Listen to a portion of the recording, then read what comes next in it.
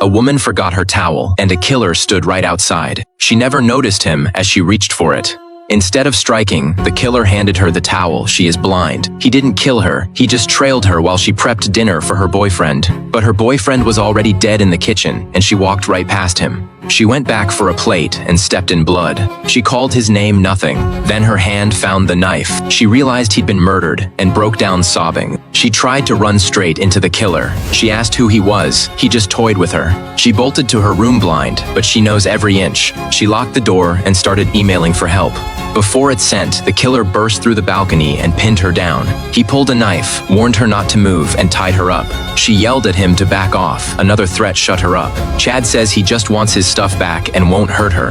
He suddenly went soft, even untied her, and that is when she learned the truth. Her boyfriend was in their crew. He got killed over a big job they pulled. He double-crossed them, ran with the diamonds and cash. Now it is all gone. She swears she knows nothing. Chad's face darkens just as he moves to force an answer. His phone rings. It is his boss, demanding to know what is taking so long. He steps out. She slips into the closet and changes. Hearing him still talking, she puts on shoes. Back in bed, her foot hits a camera. She hides it under her, and when he leans in smash, he goes flying. She bolts out, but the elevator isn't there. He is already up, so she takes the fire stairs. She trips and tumbles down the stairs, but she used to be a war reporter. She recovers fast, and with insane stamina reaches the ground floor.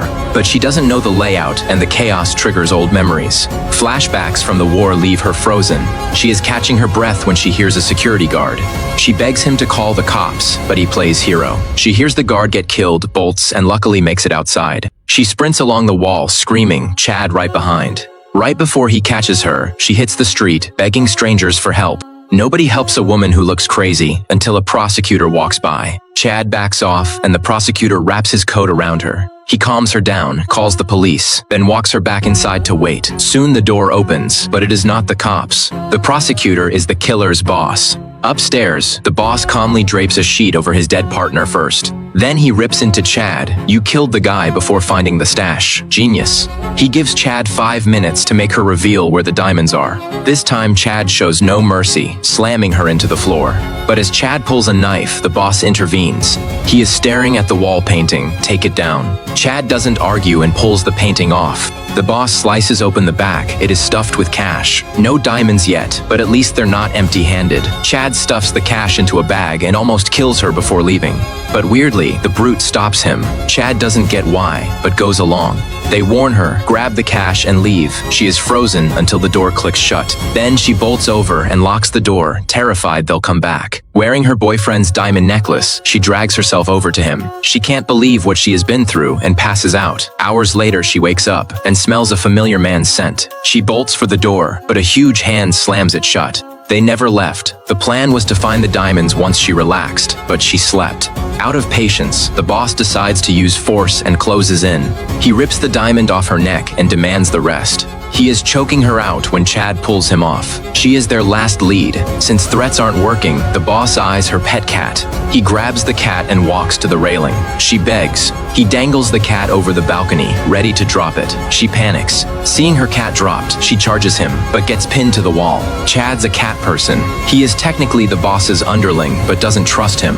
While they're arguing, she slips onto the roof. She heard a police helicopter coming. She waves frantically, trying to flag the cops down. Just when she thinks she is saved, a gun appears. At gunpoint, she plays the cozy girlfriend. The cop shrugs and flies off. Her tricks finally set the boss off. He drags her to the roof's edge. To save her own life, she finally spills the secret. She is locked up while they cut open the safe. The safe's way tougher than expected, so Chad brings her water. She knows they don't get along, so she starts working on Chad. Chad doesn't answer, but he has already made up his mind. 2.5 hours later, the safe opens. Inside is one playing card. And nothing else. The brute snaps and drags the woman out. Chad ties her down, then a towel goes over her face.